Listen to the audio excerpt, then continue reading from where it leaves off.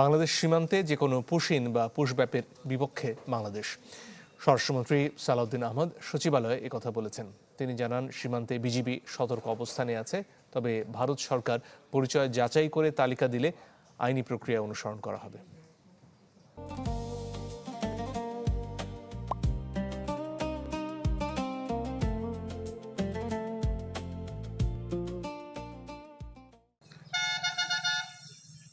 সীমান্তের ওপারে অবৈধ বাংলাদেশি দাবি করে বেশ কিছু মানুষকে জড়ো করার খবর কয়েকদিন ধরেই আলোচনায়। সাতক্ষীরা সংলগ্ন ভারতের হাকিমপুর সীমান্তে হোল্ডিং সেন্টারে মঙ্গলবারও 150 জন আসার তথ্য মিলেছে। আবার বেনাপোল সীমান্ত দিয়ে বিএসএফ এর ঠেলে পাঠানো শিশুসহ 10 জন এখনও শূন্য রেখায় অবস্থান করছে। এ নিয়ে বিজিবি বিএসএফ পতাকা বৈঠক হলেও সমাধান হয়নি। সচিবালয়ের স্বরাষ্ট্রমন্ত্রী বলেন, যে কোনো পুশিন পুশব্যাকের বিপক্ষে বাংলাদেশ। ভারতে বাংলাদেশের কোনো নাগরিক থাকলে আইনানুগ প্রক্রিয়া অনুসরণ করার কথাও বলেন তিনি। বর্ডারে আমাদের বিজিবি অ্যালার্ট আছে। আমরা যে কোনো রকমের ইলিগেল পুশিন বা পুশব্যাক এগুলার বিপক্ষে।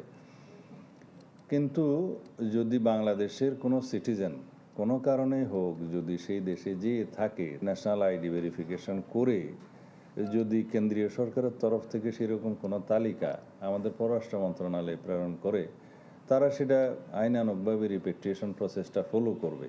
সেরকম কোনো বিষয় আমাদের কাছে এখনো পর্যন্ত পেন্ডিং নাই। যদি অতীতে পেন্ডিং থাকে, সেটা অবশ্যই সেভাবে লিগেলি অ্যাড্রেস করা হবে।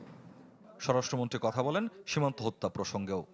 অন্য দেশের বাহিনী কর্তৃক আমাদের সীমান্তে অথবা জিরো লাইনে এসে যদি কিলিং করে, সেটাকে আমরা বর্ডার কিলিং বলতে পারি। যদি আমাদের সীমানার অভ্যন্তরে এবং তাদের সীমানার অভ্যন্তরে কোনো রকমের কোনো অপরাধে জড়িত থাকে কেউ, ইললিগেল ট্রেসপাস করে যায় কেউ, সেটা তারা কিভাবে অ্যাড্রেস করবে সেটা তাদের দেশীয় আইনে করবে। এটাকে বর্ডার কিলিং বলা ঠিক হবে না। আদ্দিন হাসপাতালে 6 নবজাতকের মৃত্যুর ঘটনা তদন্ত হচ্ছে জানিয়ে সালাউদ্দিন আহমদ বলেন, যথাযথ ব্যবস্থা নেওয়া হবে। এটার জন্য যথাযথ ব্যবস্থা নেওয়া হবে। স্বপ্নিল শাহরিয়ার শিশির, চ্যানেল 24, ঢাকা।